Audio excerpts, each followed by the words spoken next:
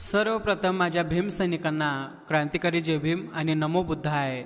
मित्रांनो, संत गाडगे बाबा महाराज आणि डॉक्टर बाबासाहेब आंबेडकरांबद्दल मी तुम्हाला थोडीशी माहिती सांगणार आहे।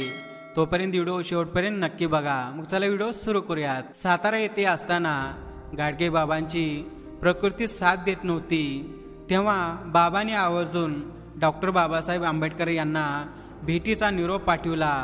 निरोप मिळताच आंबेडकरांनी आपली कामे बाजूला ठेवून सातारा येथे गाठली।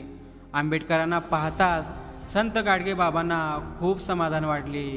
त्यांनी आपल्या उशीखालून काही दस्त काढले, ते डॉक्टर बाबासाहेब आंबेडकरांच्या हातात देत बाबा म्हणाले, साहेबा, ही लाख मोलाची दौलत आहे, तेव्हा ही दौलत योग्य माणसाच्या हातात देऊन मी मोकळा होणार आहे। म्हणून साहेबा, तुला बोलवलो बघ, हे दस्ताची योग्य पूर्तता केल्याने हाय तवा ही दौलत तुझ्याकडे दिलं तर मी निश्चितच मोकळा होईन। डॉक्टर बाबासाहेब आंबेडकरांनी दस्तावेज पाहिला तर त्यांना आश्चर्य वाटले, कारण तो दस्त सातारा येथील जमिनीचा होता।